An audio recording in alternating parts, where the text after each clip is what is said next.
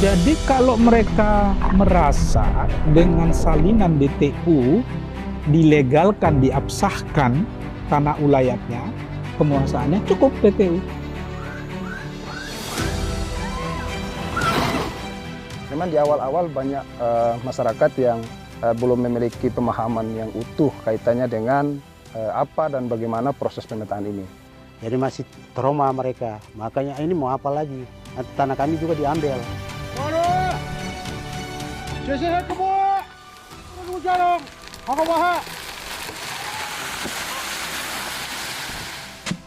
Mungkin orang tua susah payah kerja untuk anak, menyekolahkan anak-anak toh. Jadi harapan untuk anak-anak ke depan berhasil.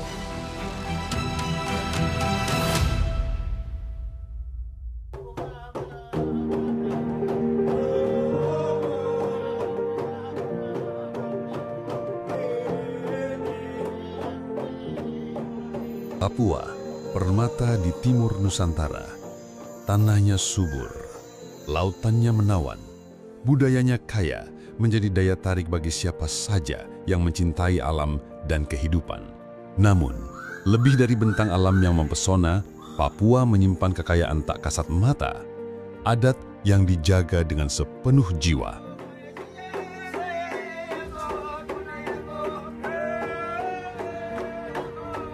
Bagi masyarakat adat Papua, tanah bukan sekedar pijakan.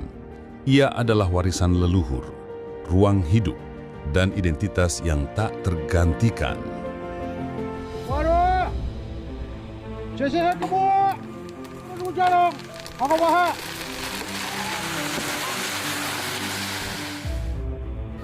Tanah ulayat itu disebut kalau istilah di kampung itu tanah pribadi suku itu 5 orang struktur adat ini 5 orang itu yaitu Terang, Digino, Tegai, Bemei, Serom. Itu 5 perangkat adat yang memang tidak bisa dirubah.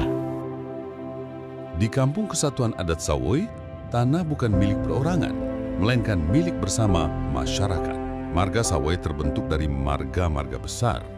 Mereka menyepakati batas wilayah dengan cara tradisional, menggunakan tanda alam seperti pohon, sungai, atau tanah yang telah dinamai oleh leluhur.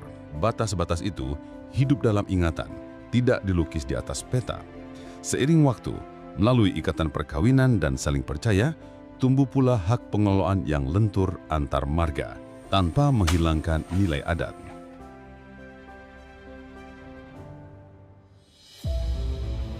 Kehidupan masyarakat adat ini sangat erat dan bergantung dengan tanah adat mereka. Mereka hidup dalam kelompok-kelompok masyarakat adat dan bergantung dengan tanah adat mereka. Tanah dan masyarakat itu menjadi satu kesatuan yang susah untuk dipisahkan, menjadi satu. Ada istilah tanah merupakan ibu dari masyarakat hukum adat. Tanah ulayat adalah tanah yang berada di wilayah penguasaan masyarakat hukum adat atau MHA, yang menurut kenyataannya masih ada dan tidak dilekati dengan sesuatu hak atas tanah dan bersifat komunal. Yang kita lihat selama ini terjadi akibat dari ketidakjelasan batas dan juga pemilikan tanah adat tersebut dan belum didaftarkan. Apabila ada sebuah kegiatan pembangunan ataupun ada kegiatan investasi masuk, disitulah mulai timbul persoalan-persoalan konflik antara masyarakat adat. Entah masyarakat adat dan masyarakat adat, masyarakat adat dan pemerintah, ataupun masyarakat adat yang dengan investor. Nah, ini tentunya menimbulkan gejolak dan krisis di wilayah Papua. Sekarang kita lihat di wilayah pegunungan, bagaimana konflik yang terjadi di antara masyarakat adat terkait dengan pembangunan pusat pemerintahan. Akibat dari belum adanya pemetaan masyarakat adat, saling klaim antar suku di dalam satu wilayah yang ada pembangunan, ada investasi. Nah, seperti itu. Salah satu upaya untuk melindungi tanah ulayat adalah melalui mekanisme pendaftaran tanah ulayat yang diberikan negara melalui Kementerian ATR BPN. Jadi awal mula kami masuk di Sawoi itu memang prosesnya sudah cukup panjang ya dari pemerintah daerah. Pertama kali masuk itu memang melakukan sosialisasi bersama dengan pemerintah daerah, kemudian ada juga teman-teman mitra CSO yang lain. dan juga para pemangku adat. Proses sosialisasi itu dilakukan di beberapa kali sebagai bentuk tahapan dari proses pemetaan itu sendiri. Jadi mensosialisasi dulu, kemudian masuk Lokakarya 1, mengumpulkan sejumlah fasilitator kampung untuk menyampaikan maksud dan tujuan daripada proses pemetaan itu sendiri. Nah, pada awalnya itu kami selaku pemuda itu kami diberitahukan oleh para Ondo Afi, datang memberitahukan kepada kami di sekretariat KNPI bahwa kami akan melakukan pemetaan wilayah adat. Nah, pada saat itu kami juga karena belum sempat mengetahui informasi, di mana pada saat itu dari GTMA juga pernah menyurati bahwa akan melakukan pemetaan. Di mana pada saat itu pada awalnya itu memang terjadi gejolak karena sebagian masyarakat itu belum memahami tentang pemetaan. Nah, mereka berpandangan bahwa bagaimana nanti kalau ketika pemerintah mengintervensi hak wilayah tanah adat kami, bagaimana nasib generasi kami ke depan. Bapak-bapak yang ada di kampung, artinya mereka rasa karena mereka belum tahu tujuannya seperti apa. Artinya sudah ada pengalaman mereka, tanah mereka sempat kehilangan, itu tanah transmigrasi Besom itu. Jadi masih trauma mereka, makanya ini mau apa lagi, nanti tanah kami juga diambil. Begitu.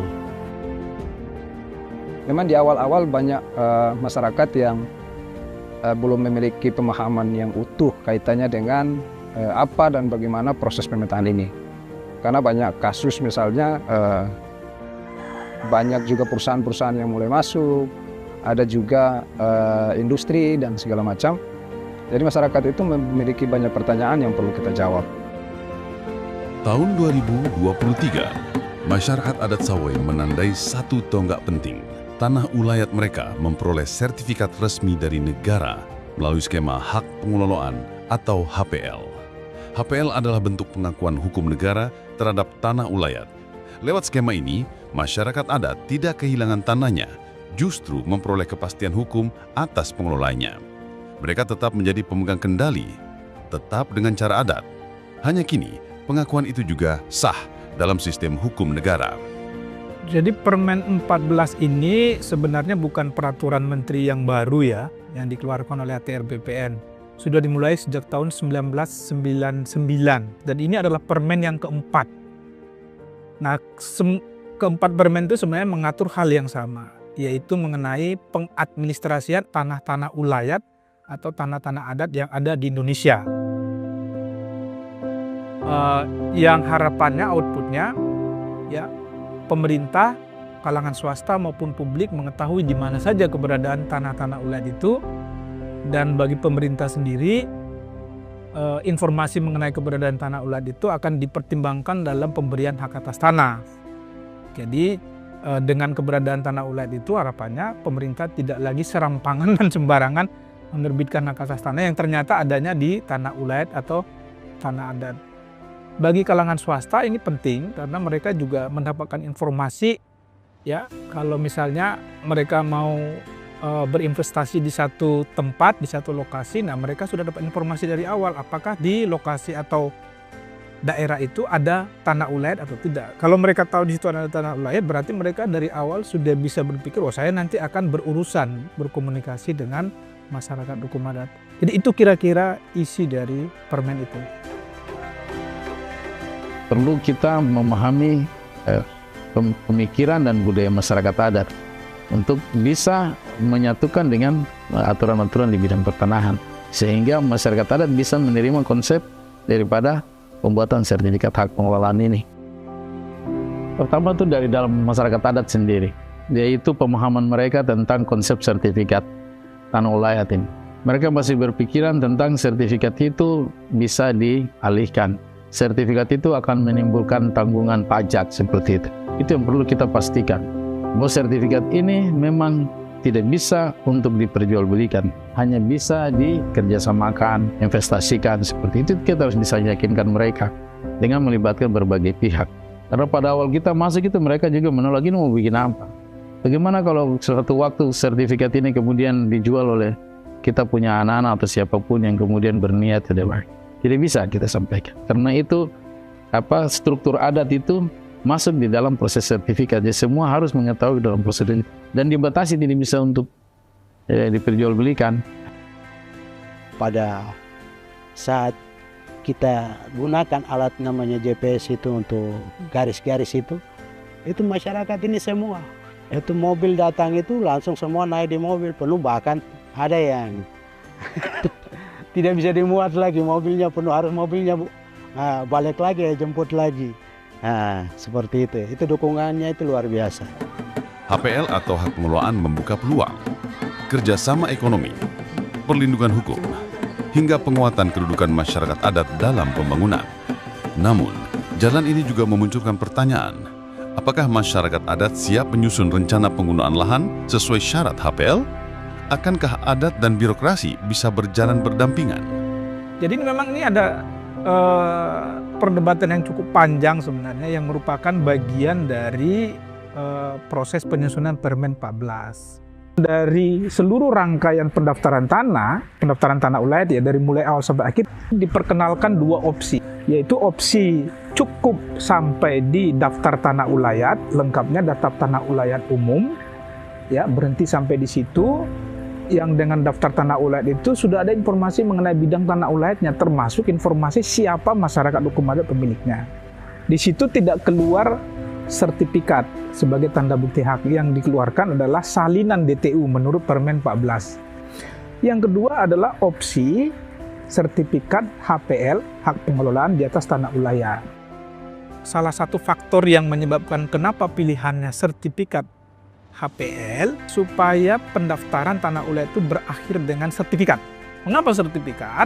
Supaya orang luar nanti yang berminat bermitra dengan masyarakat hukum adat yang lokasi kegiatannya itu di tanah ulayat, mereka punya kepastian.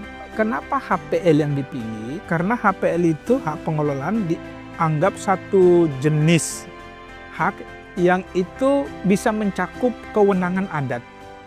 Karena HPL itu sebenarnya hak menguasai negara, yang pemilik HPL-nya itu seperti memiliki kewenangan seperti negara. Negara memberikan ruang dan juga memberikan proteksi dan juga turut serta dalam program-program perlindungan dan proteksi kehidupan masyarakat adat seperti apa yang tertulis di dalam Undang-Undang Otonomi Khusus, perlindungan, pemberdayaan, proteksi terhadap masyarakat adat. Dengan pemetaan dan pensertifikatan tanah ulayat ini bisa jelas batas-batas masyarakat adat, bisa jelas ruang-ruang mereka, bisa jelas itu di mana tempat-tempat yang mereka bisa usaha untuk hidup, sehingga memperkecil atau mengurangi dampak konflik ataupun dampak-dampak sosial yang timbul di kemudian hari akibat dari ketidakjelasan batas-batas tanah adat. Jadi kalau mereka merasa dengan salinan DTU mereka merasa dilegalkan, diabsahkan tanah ulayatnya, penguasaannya, cukup DTU.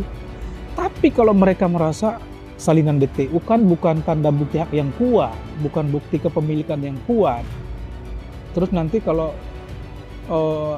saya mau bekerja sama dengan pihak ketiga, terus pihak ketiganya menanyakan tanda bukti haknya, kalau saya tunjukkan salinan DTU dengan satu sertifikat, ini bagi masyarakat yang dari awal sudah memikirkan bahwa itu nanti dikerjasamakan ya dengan pihak ketiga. Nah itu mungkin bisa jadi pertimbangan dia kemungkinan akan memilih sertifikat HPL. Argumentasi lainnya karena untuk HPL itu tidak dikenal jangka waktu. Ya tidak seperti hak guna usaha, hak guna bangunan yang berjangka waktu. Jadi sisi positif yang dilihat oleh ATR BPN kalau nanti masyarakat hukum adat mendapatkan HPL dengan sertifikatnya, maka masyarakat hukum adat tidak perlu khawatir. Nanti ini setelah 20-30 tahun dilanjutkan atau tidak oleh pemerintah ini. Nah, itu argumentasi lain.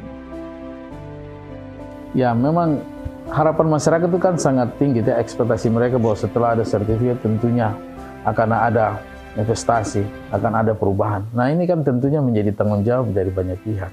Kami di Kementerian Agraria kan bisa mendorong lewat program-program lintas sektor. Nah, situasi seperti ini yang kami harapkan itu perlu kolaborasi antara kementerian dan departemen. Kalau sebuah wilayah yang sudah diberikan penetapan wilayah dan didaftarkan sebagai tanah ulayat, sebaiknya itu didorong untuk bisa berkembang. Sehingga masyarakat mendapat manfaat, bukan saja mereka punya tanah dilindungi, tetapi tanah mereka bisa bermanfaat dan menjadi jaminan untuk kehidupan mereka. Tapi bagaimana pengakuan itu bisa berguna untuk pengembangan ekonomi kehidupan masyarakat adat, itu yang lebih penting setelah pasca kita melindungi mereka. Sertifikasi tanah ulayat itu adalah merupakan kegiatan prioritas untuk masyarakat adat di Papua, dan itu harus menjadi prioritas kegiatan untuk pendaftaran tanah di Papua.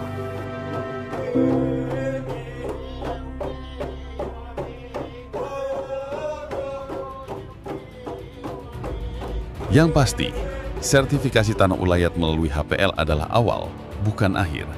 Awal untuk menguji komitmen bersama antara negara dan masyarakat adat agar hukum positif tak menghapus hukum adat, tapi memperkuatnya. Semoga pengakuan ini tidak sekedar formalitas administratif, tapi benar-benar menjadi jembatan menuju masa depan yang adil, di mana tanah adat tetap lestari dan masyarakat adat berdiri tegak di atas tanah yang mereka cintai. Kami di BPN sebagai eksekutor proses penerbitan sertifikat tanah ulayatnya. Tetapi dalam proses pendataan, penelitian, sampai penetapan masyarakat adat, itu menjadi bagian dari porsi departemen yang lain. Perlukan di situ saling kerjasama. Itu menjadi tantangan kami sebenarnya. Kami tetap melindungi hak-hak adat, tetapi hak-hak privat yang lain pun tetap kita lindungi. Sehingga pertumbuhan pembangunan itu bisa berjalan sejajar. Masyarakat adat tidak tersingkirkan di dalam program pembangunan yang sedang berjalan. Nah, itu bisa menjadi contoh untuk kita bawa ke daerah lain. Bahwa kalau pemerintah daerah siap, masyarakat adat siap, ini bisa selesai.